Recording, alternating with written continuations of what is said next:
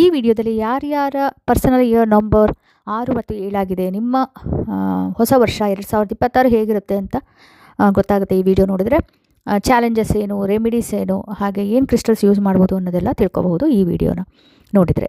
ಕೊನೆ ತನಕ ನೋಡಿ ಈ ವಿಡಿಯೋನ. ಹಾಗೆ ಮೊದಲ ಬಾರಿಗೆ ನೀವು ಈ ಚಾನಲ್ಗೆ ಬರ್ತಾ ಇದ್ದರೆ ಪ್ಲೀಸ್ ಸಬ್ಸ್ಕ್ರೈಬ್ ಮಾಡಿ. ಹಾಗೆ ವಿಡಿಯೋ ಇಷ್ಟ ಆಯಿತು ಅಂದರೆ ಲೈಕ್ ಮಾಡಿ ಮತ್ತು ಎಲ್ಲರಿಗೂ ಶೇರ್ ಮಾಡಿ.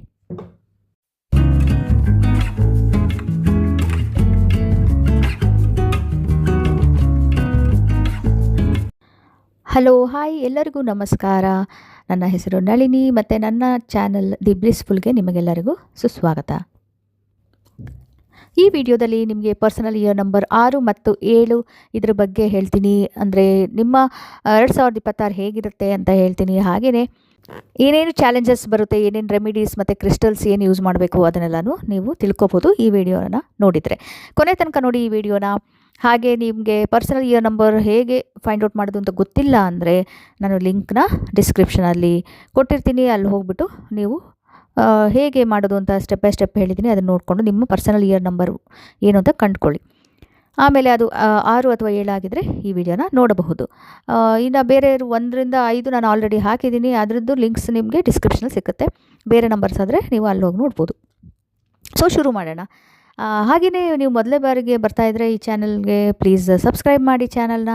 ಹಾಗೆ ಕೊನೆ ತನಕ ನೋಡಿ. ಇಷ್ಟ ಆಯಿತು ಅಂದರೆ ಈ ವಿಡಿಯೋ ಲೈಕ್ ಮಾಡಿ ಮತ್ತು ಎಲ್ಲರಿಗೂ ಶೇರ್ ಮಾಡಿ. ಸೊ ಮೊದಲಿಗೆ ನಾನು ಪರ್ಸನಲ್ ಇಯರ್ ನಂಬರ್ 6 ಬಗ್ಗೆ ಹೇಳ್ತೀನಿ. ಸೊ ಈ ವರ್ಷ 2026 ನಿಮಗೆ ತುಂಬ ಜಾಸ್ತಿ ರೆಸ್ಪಾನ್ಸಿಬಿಲಿಟೀಸ್ ಬರುತ್ತೆ.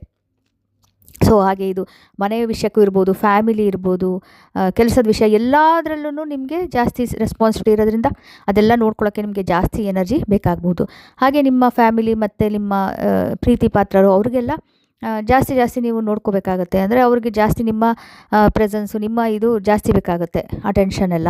ಸೊ ಹಾಗಾಗಿ ನಿಮಗೆ ಅಂತ ಪರ್ಸನಲ್ಲಾಗಿ ನೀವು ಏನಾರು ಹಾಬೀಸ್ ಏನಾರು ಇತ್ತು ಅಂದರೆ ಇಂಟ್ರೆಸ್ಟ್, ಅದನ್ನೆಲ್ಲ ಪರ್ಸ್ಯೂ ಮಾಡೋಕ್ಕೆ ನಿಮಗೆ ಟೈಮ್ ಸಿಕ್ಕದಲ್ಲೇ ಹೋಗಬಹುದು.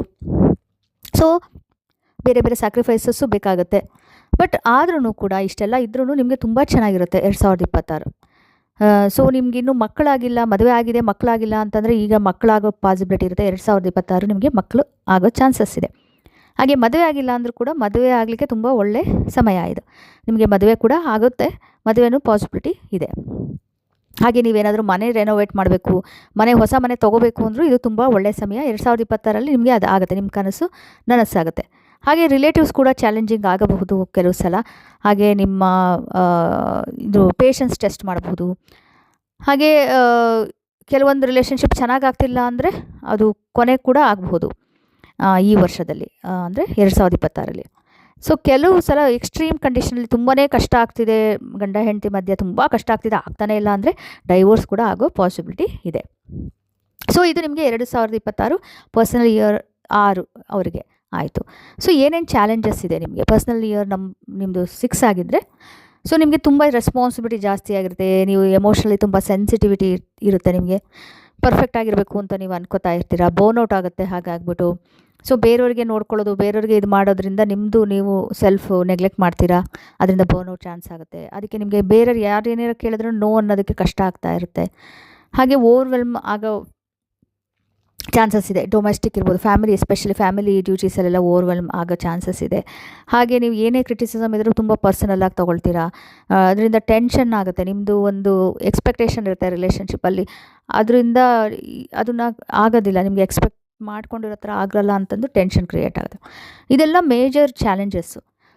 ಸೊ 1 by 1 ತೊಗೊಂಡ್ರೆ ತುಂಬ ಜಾಸ್ತಿ ಕೊಡೋದು, ಬೇರೆಯವ್ರಿಗೆ ತುಂಬ ಕೊಟ್ಟು ಬೇರೆಯವ್ರದ್ದೇ ನೋಡೋದು, ಬೇರೆಯವ್ರಿಗೆ ಚೆನ್ನಾಗಿ ಎಲ್ಲ ನೋಡಿಕೊಂಡು ಇದರಲ್ಲಿ ನಿಮಗೆ ಬರ್ನೌಟ್ ಆಗುತ್ತೆ. ಸೊ ಬೇರೆಯವ್ರಿಗೆ ಹೆಲ್ಪ್ ಮಾಡಬೇಕು, ಬೇರೆಯದು ಒಳ್ಳೆಯದು, ಬಟ್ ನಿಮ್ಮನ್ನು ನೀವು ಮರೆತು ಬಿಟ್ಟು ಬೇರೆಯವ್ರಿಗೆ ಮಾಡೋದ್ರಿಂದ ತುಂಬ ಜಾಸ್ತಿ ಆಗಿಬಿಟ್ಟದು ನಿಮಗೆ ಬರ್ನೌಟ್ ಆಗುತ್ತೆ. ನಿಮ್ಮ ಓನ್ ಇದು ನೀಡ್ಸ್ ಇರುತ್ತಲ್ಲ, ನಿಮ್ಗೆ ಏನು ಬೇಕು ಅನ್ನೋದನ್ನು ಮರೆತು ಬಿಡ್ತೀರಾ, ಡ್ರೈನ್ ಆಗುತ್ತೆ. ಆಮೇಲೆ ನಿಮಗೆ ಅದರಿಂದ ಸಿಡುಗು ಎಲ್ಲನೂ ಆಗೋ ಚಾನ್ಸಸ್ ಇದೆ. ಮತ್ತು ಎಮೋಷ್ನಲ್ ಇಂಟೆನ್ಸಿಟಿ, ತುಂಬ ಸೆನ್ಸಿಟಿವಿಟಿ ಜಾಸ್ತಿ ಆಗುತ್ತೆ. ಅಂದರೆ ಬೇರೆಯವ್ರ ಪ್ರಾಬ್ಲಮ್ಸು ನಿಮಗೆ ನಮ್ಮ ಪ್ರಾಬ್ಲಮ್ ಅನ್ನೋಕ್ಕೆ ಶುರು ಆಗುತ್ತೆ. ಸುತ್ತಮುತ್ತಲದ್ದು ಏನೇನು ನೆಗೆಟಿವಿಟಿ ಇದೇನಿದೆ ಅವ್ರದ್ದು ಎಮೋಷನ್ಸ್ ಎಲ್ಲನೂ ನೀವು ಕ್ಯಾಚ್ ಮಾಡಿಬಿಡ್ತೀರ. ಆ ಕಾನ್ಫ್ಲಿಕ್ಟ್ಸು ಅದೆಲ್ಲ ನಿಮಗೆ ಎಕ್ಸ್ಪೀರಿಯೆನ್ಸ್ ಆಗುತ್ತೆ. ಡೀಪಾಗಿ ಇದೆಲ್ಲ ಆಗುತ್ತೆ, ಕಾನ್ಫ್ಲಿಕ್ಟ್ ಆಗುತ್ತೆ, ಕಮ್ಯುನಿಕೇಷನ್ ಮಾಡೋದು ಕಷ್ಟ ಆಗಬಹುದು. ಸೊ ಅದಕ್ಕೆ ಎಲ್ಲ ಆಗ್ತಾ ಇರೋದ್ರಿಂದ ನಿಮಗೆ ತುಂಬ ಪೇಷನ್ಸ್ ಬೇಕು. ನೆಕ್ಸ್ಟ್ ಪರ್ಫೆಕ್ಷನಿಸಮ್ ಮತ್ತು ಕ್ರಿಟಿಸಿಸಮ್. ತುಂಬ ಹೈ ಸ್ಟ್ಯಾಂಡರ್ಡ್, ನಿಮ್ಮ ಬಗ್ಗೆ ಬೇಗ ತುಂಬ ಜಾಸ್ತಿ ಹೀಗೆ ಇರಬೇಕು ಹಾಗೆ ಇರಬೇಕು ಅಂತ ನೋಡ್ಕೊಳ್ಳೋದು. ಬೇರೆಯವ್ರ ಬಗ್ಗೆನೂ ತುಂಬ ಎಕ್ಸ್ಪೆಕ್ಟೇಷನ್ ಇಟ್ಕೊಳ್ಳೋದು, ಅದರಿಂದ ಸ್ಟ್ರೆಸ್ ಆಗುತ್ತೆ. ಸೊ ಅದಕ್ಕೆ ನೀವು ಫೀಡ್ಬ್ಯಾಕ್ ಪರ್ಸನಲ್ ಯಾರು ಫೀಡ್ಬ್ಯಾಕ್ ಕೊಟ್ಟರೆ ಅದನ್ನು ಪರ್ಸನಲಾಗಿ ತೊಗೊಳ್ಳೋದು. ಹಾಗೆಯೇ ಎಲ್ಲ ಹೋಮ್ ಲೈಫು ಇದು ಬ್ಯಾಲೆನ್ಸ್ ಮಾಡೋಕ್ಕೆ ಅದಕ್ಕೆ ಪರ್ಫೆಕ್ಟ್ ಆಗಿರಬೇಕು. ಸೊ ಈ ಥರ ಎಲ್ಲ ಅಂದ್ಕೊಳ್ಳೋದ್ರಿಂದ ನಿಮಗೆ ಫ್ರಿಕ್ಷನ್ ಆಗೋ ಚಾನ್ಸಸ್ ಇದೆ. Next balancing responsibilities. ಎಷ್ಟೊಂದು ಎಲ್ಲನೂ ಡಿಮ್ಯಾಂಡ್ ಇದೆ. ಫ್ಯಾಮಿಲಿ ಮತ್ತು ಮನೆ, ಈಗ ಫ್ರೆಂಡ್ಸ್ ಇರ್ಬೋದು, ಕಮ್ಯುನಿಟಿ, ಎಲ್ಲನೂ ಸೊಸೈಟಿ, ಎಲ್ಲದ್ರದ್ದು ಡಿಮ್ಯಾಂಡ್ಸು ಮಾಡ್ತಾ ನೀವು ಎಷ್ಟು ಕಷ್ಟ ಆಗುತ್ತೆ ಅಂತ ಹೇಳಿದ್ರೆ ನಿಮಗೆ ಪರ್ಸನಲ್ ಟೈಮೇ ಸಿಕ್ಕೋಲ್ಲ. ಆವಾಗ ಆಫ್ ಬ್ಯಾಲೆನ್ಸ್ ಆಗುತ್ತೆ ನಿಮಗೆ. ಆಮೇಲೆ ಕಾನ್ಫ್ಲಿಕ್ಟು ಬರೋ ಚಾನ್ಸಸ್ ಇದೆ.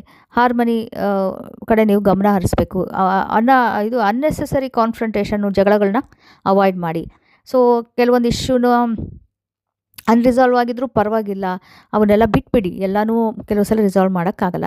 ನಿಮ್ಮ ಫೋಕಸ್ ಬ್ಯಾಲೆನ್ಸಿಂದ ಇರೋದು, ನಿಮ್ಮ ಇದರಲ್ಲಿ ಜೀವನದಲ್ಲಿ ಹಾರ್ಮನಿ ಹೇಗೆ ಥರದ್ದು ಇಟ್ಕೊಳ್ಳೋದು, ಪೀಸ್ಫುಲ್ಲಾಗಿ ಹೇಗಿರಬೇಕು ಅನ್ನೋದ್ರ ಕಡೆ ನೀವು ಫೋಕಸ್ ಮಾಡಿ. ಸೊ ತುಂಬಾ ಇದು ಏನಾದ್ರು ಸಿಗ್ತಿಲ್ಲ ಅಂದರೆ ಅದ್ರ ಕಡೆ, ಅದು ಸಿಗ್ತಿಲ್ಲ ಅಂತಂದು ಬೇಜಾರು ಮಾಡ್ಕೊಳ್ಳೋದು, ಅಳೋದು, ಅದನ್ನೆಲ್ಲ ಒಂಥರ ಅಳೋದು ಅಂದರೆ ಲಿಟ್ರಲ್ ಆಗಲ್ಲ, ಒಂಥರ ಮನಸ್ಸಲ್ಲಿ ಓಕೆ ನಂಗೆ ಇದು ಸಿಗ್ತಿಲ್ಲ ಅದು ಸಿಗ್ತಿಲ್ಲ ಅನ್ನೋದನ್ನೆಲ್ಲ ಜಾಸ್ತಿ ಎನರ್ಜಿ ಅಲ್ಲಿ ಡ್ರೈನ್ ಮಾಡಬೇಡಿ. ಹಾಗೆ ನಿಮ್ಮ health, mental, physical, spiritual, emotional ಏನೇ ಇರ್ಬೋದು ಅದೆಲ್ಲ ನಿಮ್ಮ ಇದನ್ನು ಇಗ್ನೋರ್ ಮಾಡೋದು ಬಿಟ್ಬಿಟ್ಟು ಬೇರೆಯವ್ರನ್ನ ಜಾಸ್ತಿ ನೀವು ಕೇರ್ ತೊಗೊಳಕ್ಕೆ ಹೋಗಿ ನಿಮ್ಮದು ಇಗ್ನೋರ್ ಮಾಡ್ತಿಲ್ಲ, ಅದನ್ನು ಅವಾಯ್ಡ್ ಮಾಡಿ. ಹಾಗೆಯೇ ಕೆಲವೊಂದು ರಿಲೇಷನ್ಶಿಪ್ ಇಶ್ಯೂ ಇರ್ಬೋದು, ಏನಾಗಿರ್ಬೋದು, ಅದನ್ನು ಇದೆ ಅನ್ನೋದನ್ನೇ ನಾವು ಅಕ್ಸೆಪ್ಟ್ ಮಾಡ್ಕೊಳ್ಳೋದ್ರಲ್ಲೇ ಡಿನಯಲ್ ಮೋಡಲ್ಲಿ ಹೋಗೋ ಚಾನ್ಸಸ್ ಇರುತ್ತೆ, ಅದನ್ನು ಅವಾಯ್ಡ್ ಮಾಡಿ. ಆಮೇಲೆ ಕೆಲವೊಂದು ಸಲ ಕಮಿಟ್ ಮಾಡ್ಕೊಳ್ಳೋದಕ್ಕೆ ಚೇಂಜಸ್ ಬರುತ್ತೆ, ಅದನ್ನು ಕಮಿಟ್ ಮಾಡಿಕೊಂಡು ಆ ಚೇಂಜಸ್ ಅಕ್ಸೆಪ್ಟ್ ಮಾಡ್ಕೊಳ್ಳೋದಕ್ಕೂ ಕೆಲವು ಸಲ ನಿಮಗೆ ಇಷ್ಟ ಆಗಲ್ಲ, ಬಟ್ ಅದನ್ನೆಲ್ಲ ಮೀರಿ ಹೊರಗೆ ಬರಬೇಕು.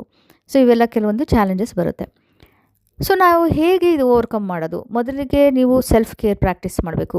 ನಿಮ್ಮ ಓನ್ ಹೆಲ್ತ್ ಇದೆಯಲ್ಲ, ನಿಮ್ಮ ಆರೋಗ್ಯ ಕಡೆ ನೀವು ಗಮನ ಹರಿಸಿ. ಅದು ಪರವಾಗಿಲ್ಲ, ಅದು ತುಂಬ ಇಂಪಾರ್ಟೆಂಟ್. ನೀವು ಚೆನ್ನಾಗಿದ್ರೆ ತಾನೇ ಬೇರೆಯವ್ರನ್ನ ನೀವು ನೋಡ್ಕೊಳ್ಳೋಕೆ ಸಾಧ್ಯ. ಸೊ ಅದನ್ನು ಪ್ರಾಕ್ಟೀಸ್ ಮಾಡಬೇಕು, ಸೆಲ್ಫ್ ಕೇರ್. ಆಮೇಲೆ ಬೌಂಡ್ರೀಸ್ ಸೆಟ್ ಮಾಡಿ. ನಿಮ್ಗೆ ಆಗದೇ ಇಲ್ಲ, ತುಂಬಾ ಇದೆ ಮಾಡೋಕ್ಕೆ ಕೆಲಸಗಳಂದಾಗ ನೋ ಅನ್ನೋದನ್ನು ಕಲ್ತ್ಕೊಳ್ಳಿ. ಇಲ್ಲ ನನ್ನ ಕೈಲಾಗಲ್ಲ ಅಂತ ನಯವಾಗಿ ಹೇಳಿ. ಆಮೇಲೆ ಏನಾದ್ರು ಇತ್ತು ಅಂದರೆ ಓಪನ್ ಆಗಿ ಮಾತಾಡಿ. ಒಳಗೆ ಇಟ್ಕೊಂಡ್ಬಿಟ್ಟು ಇದು ಮಾಡಿದ್ರೆ ಆವಾಗ ಪೇಷನ್ಸಿಂದ ಮಾತಾಡೋದು ಕಲ್ತ್ಕೊಳ್ಳಿ. ಕ್ಲಿಯರಾಗಿ ನಿಮ್ಗೆ ಏನಿದೆ ಕ್ಲಾರಿಟಿಯಿಂದ ಎದುರುಗಡೆಯವ್ರಿಗೂ ಅರ್ಥ ಆಗೋ ಥರ ಮಾತಾಡಿ ತಿಳಿಸಿ. ಹಾಗೆ ಎಲ್ಲನೂ ಪರ್ಫೆಕ್ಟ್ ಆಗಿರೋಲ್ಲ, ಇಂಪರ್ಫೆಕ್ಷನ್ಸ್ ಇರುತ್ತೆ. ಸೊ ಅದಕ್ಕೆ ಎಲ್ಲದರಲ್ಲೂ ನಾನು ಮಾಡೋ ಕೆಲಸ, ಬೇರೆಯವ್ರು ಮಾಡೋ ಕೆಲಸ ಎಲ್ಲ ಪರ್ಫೆಕ್ಷನ್ ಆಗಬೇಕು ಅಂತ, ಪರ್ಫೆಕ್ಟ್ ಆಗಿರಬೇಕು ಅಂತ ನೀವು ಎಕ್ಸ್ಪೆಕ್ಟ್ ಮಾಡೋದನ್ನು ಆದಷ್ಟು ಕಡಿಮೆ ಮಾಡ್ಕೊಳ್ಳಿ. ಸೊ ಈಗ ರೆಸ್ಪಾನ್ಸಿಬಿಲಿಟಿ, ಸರ್ವಿಸ್, ಬೇರೆಯವ್ರಿಗೆ ಇದು ಮಾಡೋದು, ಮನೆ ಇದು ಎಲ್ಲನೂ ಫೋಕಸ್ ಮಾಡೋದು, ಇವೆಲ್ಲ ಇರುತ್ತಲ್ಲ, ತುಂಬಾ ಜಾಸ್ತಿ ಎಲ್ಲ ಇರುತ್ತೆ. ಅದರಿಂದ ಏನೇನು ರೆಮಿಡೀಸ್ ಮಾಡ್ಕೋಬೋದು? ಒಂದು, ನೀವು ಕಲರ್ಸ್ ವೈಟ್, ಪಿಂಕು ಹಾಕೋಬೋದು. ಆಮೇಲೆ ಇದ್ರದ್ದು ವೀನಸ್,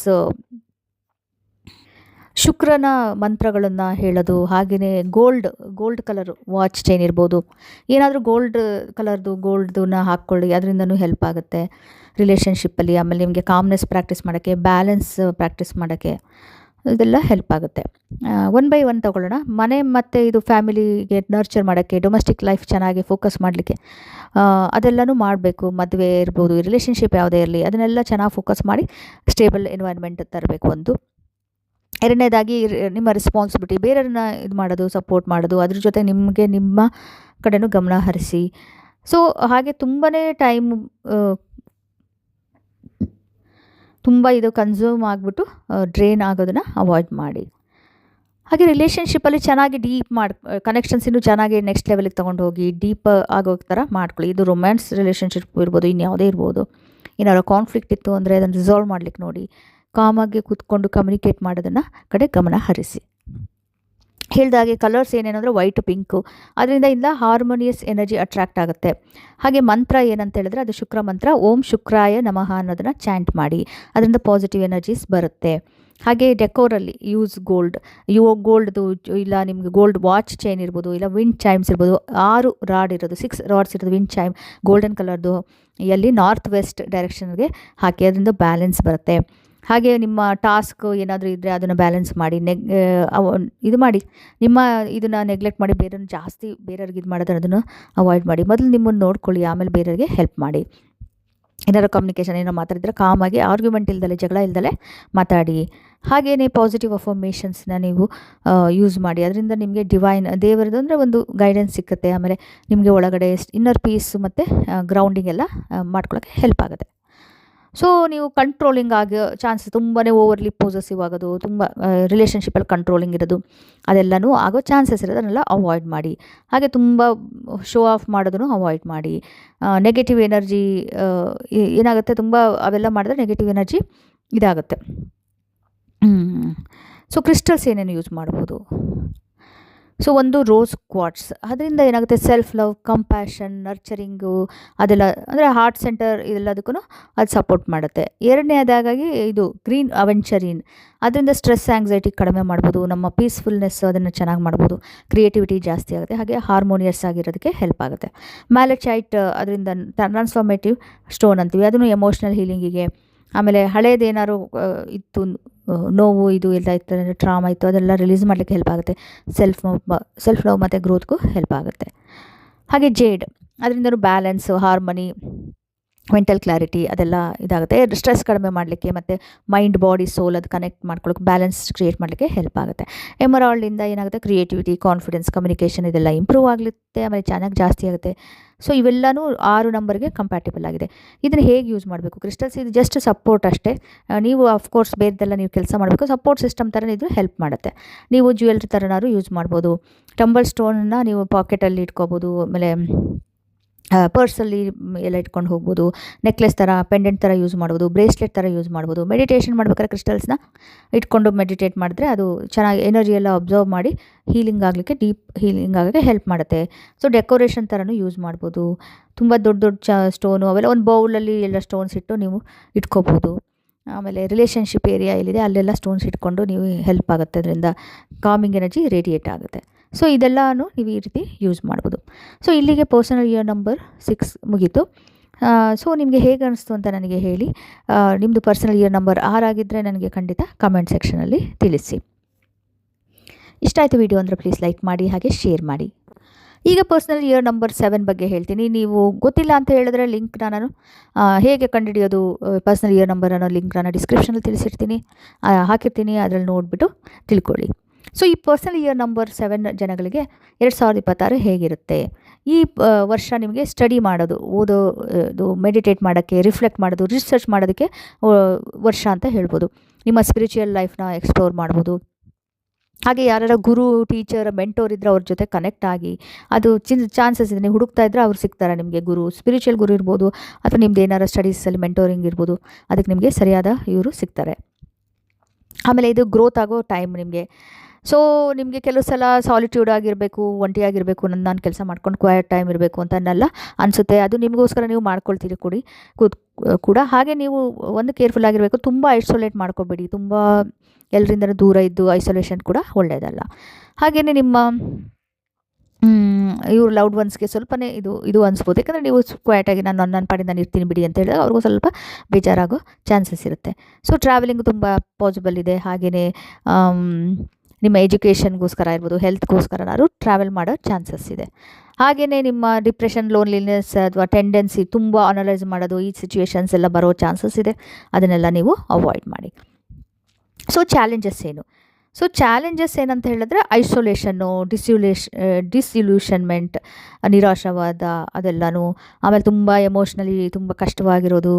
ಆಮೇಲೆ ತುಂಬ ಡೀಪಾಗಿ ಇಂಟ್ರಾಸ್ಪೆಕ್ಷನ್ನು ಮಾಡೋದು ಸ್ಪಿರಿಚುವಲ್ ಗ್ರೋತ್ ಬಗ್ಗೆ. ಅದರಿಂದ ಏನಾಗುತ್ತೆ, ತುಂಬಾ ಲೋನ್ಲಿನೆಸ್ ಕಡೆ ಹೋಗೋದು ಇದು ಇರುತ್ತೆ. ಸೆಲ್ಫ್ ಡೌಟ್ ಬರ್ಬೋದು. ತುಂಬಾ ಹೊರಗಡೆ ಎಕ್ಸ್ಪ್ರೆಸ್ ಮಾಡಲಿಕ್ಕೆ ಸ್ಟ್ರಗಲ್ ಮಾಡ್ಬೋದು. ಅನ್ರಿಯಲಿಸ್ಟಿಕ್ ಎಕ್ಸ್ಪೆಕ್ಟೇಷನ್ಸ್ ಇಟ್ಕೊತಿರ್ಬೋದು. ಆಮೇಲೆ ತುಂಬಾ ಇನ್ನರ್ ವರ್ಕ್ಗೆ ಫೋಕಸ್ ಜಾಸ್ತಿ ಬೇಕಾಗುತ್ತೆ. ಮೈಂಡ್ಫುಲ್ನೆಸ್ ಜಾಸ್ತಿ ಪ್ರಾಕ್ಟೀಸ್ ಮಾಡಬೇಕಾಗುತ್ತೆ. ಹಾಗೆಯೇ ಸಾಲಿಟ್ಯೂಡ್ನ ಒಂದು ಲರ್ನಿಂಗ್ ಥರನೂ ತೊಗೋಬೇಕು. ಸೊ ಇವೆಲ್ಲ ನಾನಾ ರೀತಿ ಚಾಲೆಂಜಸ್ ಬರೋ ಚಾನ್ಸಸ್ ಇದೆ. ಸೊ ಮೊದಲನೇದು ಏನು ಮೇನ್ ಇಂಪಾರ್ಟೆಂಟ್ ಚಾಲೆಂಜಲ್ಲಿ ಲೋನ್ಲಿನೆಸ್ ಮತ್ತು ಐಸೋಲೇಷನ್. ಸೊ ನ್ಯಾಚುರಲ್ಲಾಗಿ ನಿಮ್ಮದು ಒಂದು ನಂಬರ್ 7 ಅಂದರೆ ಸ್ಪಿರಿಚುವಲ್ ನಂಬರ್, ನಿಮ್ಗೆ ಗೊತ್ತೇ ಇದೆ. ಸೊ ನ್ಯಾಚುರಲಾಗಿ ನೀವು ಒಂಥರ ಒಳಗಡೆ ಸೋಲ್ ಸರ್ಚಿಂಗ್, ಅಂದರೆ ಒಳಗೆ ಇನ್ವರ್ಡ್ ಜರ್ನಿ ಜಾಸ್ತಿ ಮಾಡ್ತೀರಾ. ನಾವು ಇದು ಎಸ್ಪೆಷಲಿ ಈ ವರ್ಷ ಜಾಸ್ತಿ ಮಾಡ್ತೀರಾ. ಸೊ ಅದರಿಂದ ಐಸೋಲೇಷನ್ ಆಗುತ್ತೆ, ಗ್ರೋತ್ ಕಷ್ಟ ಆಗ್ಬೋದು. ಆಮೇಲೆ ಎಮೋಷನಲಿ ಡಿಸ್ಟೆಂಟ್, ನಿಮ್ಮ ರಿಲೇಷನ್ಶಿಪ್ಪಲ್ಲಿ ಇರ್ಬೋದು, ಎಲ್ಲ ತುಂಬಾ ಕಷ್ಟ ಆಗೋದು ಎಕ್ಸ್ಪ್ರೆಸ್ ಮಾಡ್ಲಿಕ್ಕೆ ನಿಮ್ಮ ಫೀಲಿಂಗ್ಸ್. ಅದ್ರ ಬದಲು ಬರೀ ಅನಲೈಸ್ ಮಾಡ್ತಾ ಇರೋದು. ಅದರಿಂದ ಮಿಸ್ಅಂಡರ್ಸ್ಟ್ಯಾಂಡಿಂಗ್ಸ್ ಆಗ್ಬೋದು ರಿಲೇಷನ್ಶಿಪ್ಪಲ್ಲಿ. ಹಾಗೆ ತುಂಬ ಸಿನಿಸಿಸಮ್ ಆಗ್ಬೋದು. ಎಲ್ಲನೂ ಬಿಲೀಫ್ಸು, ಎಲ್ಲ ನಂಬಿಕೆಗಳು ಎಲ್ಲದಕ್ಕೂ ಕ್ವಶ್ಚನ್ ಮಾಡ್ತಾ ಹೋಗೋದು. ಅದರಲ್ಲಿ ನಂಬಿಕೆ ಇಲ್ಲ, ಇದರಲ್ಲಿಲ್ಲ.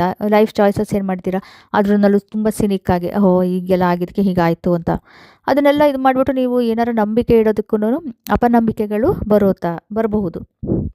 ಆಮೇಲೆ ಅನ್ರಿಯಲಿಸ್ಟಿಕ್ ಎಕ್ಸ್ಪೆಕ್ಟೇಷನ್ಸ್, ಏನೋ ಒಂದು ಇರುತ್ತೆ ಎಕ್ಸ್ಪೆಕ್ಟೇಷನ್, ಅದು ತುಂಬ ಅನ್ರಿಯಲ್ ಆಗೋಕ್ಕೆ ಆಗಲ್ಲ, ಅದು ಆಗೋದೇ ಇಲ್ಲ, ಆದ್ರೂ ತುಂಬ ಜಾಸ್ತಿ ಇಟ್ಕೊಂಡ್ಬಿಡೋದು, ತುಂಬ ಪರ್ಫೆಕ್ಟಾಗಿ ಆಗುತ್ತೆ ಅಂತ ಹೇಳ್ಕೊಳ್ಳೋದು, ಫಾಸ್ಟಾಗಿ ರಿಸಲ್ಟ್ಸ್ ಬರಲಿ ಅಂತ ಅಂದ್ಕೊಳ್ಳೋದು. ಇದರಿಂದ ಏನಾಗುತ್ತೆ, ಫ್ರಸ್ಟ್ರೇಷನ್ ಆಗುತ್ತೆ. ಯಾಕಂದರೆ ರಿಯಾಲಿಟಿ ಅದಿರಲ್ಲ. ರಿಯಾಲಿಟಿ ಮತ್ತು ನೀವೇನು ಅನ್ಕೋತೀರ ಅವೆರಡು ಮ್ಯಾಚ್ ಆಗೋಲ್ಲ. ಅದರಿಂದ ನಿಮಗೆ ಈ ಥರ ಎಲ್ಲ ಫ್ರಸ್ಟ್ರೇಷನ್ ಆಗುತ್ತೆ.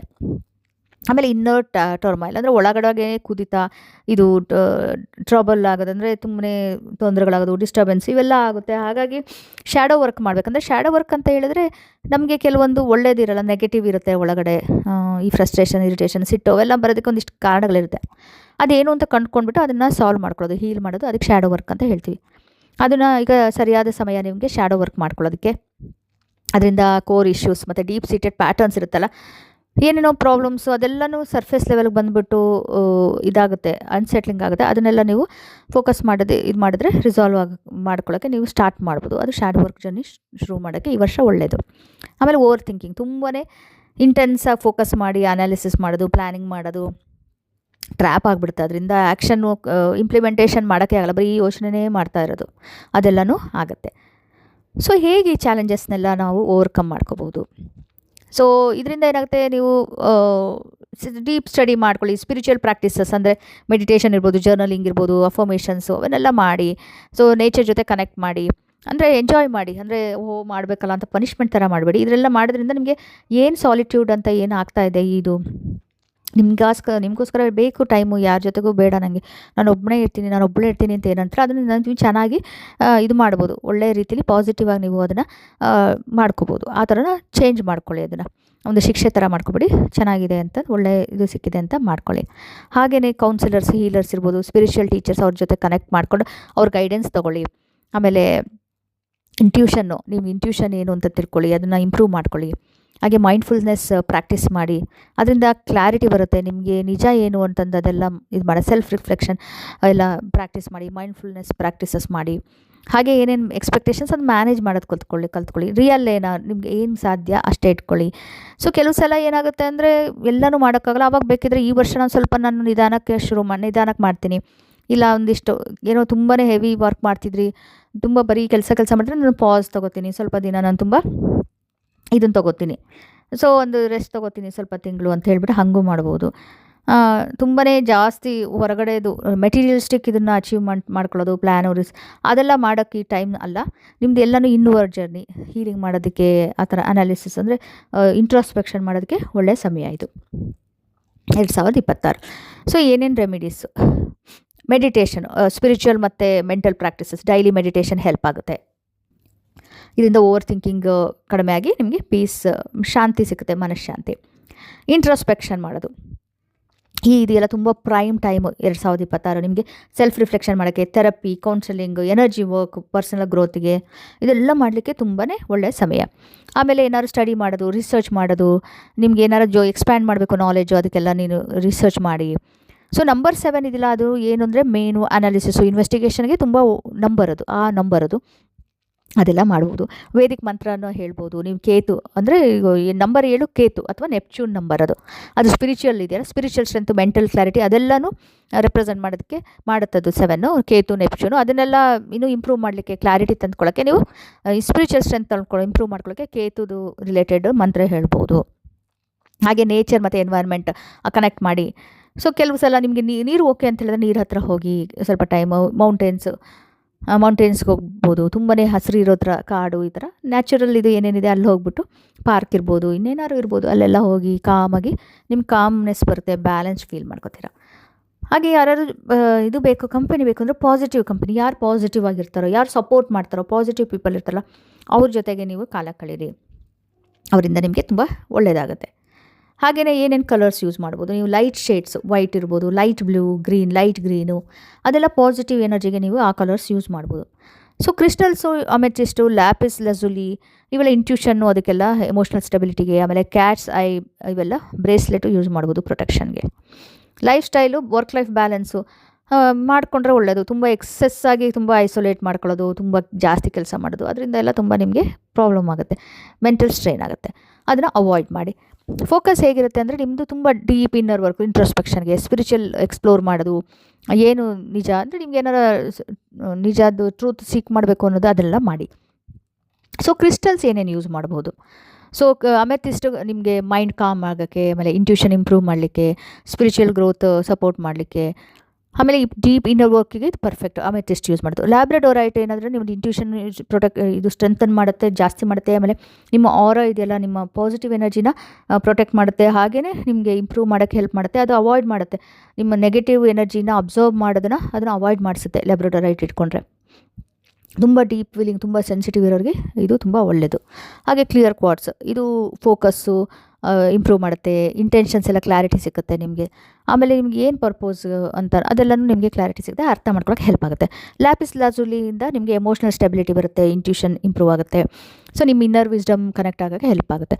ಸೋಡಲೈಟು ನಿಮ್ಮ ಲಾಜಿಕ್ ಮತ್ತು ಇಂಟ್ಯೂಷನ್ ಬ್ಯಾಲೆನ್ಸ್ ಮಾಡುತ್ತೆ, ಹಾಗೆ ಇನ್ನರ್ ಪೀಸ್ ಮತ್ತು ಮೆಂಟಲ್ ಕ್ಲಾರಿಟಿ ಬರುತ್ತೆ.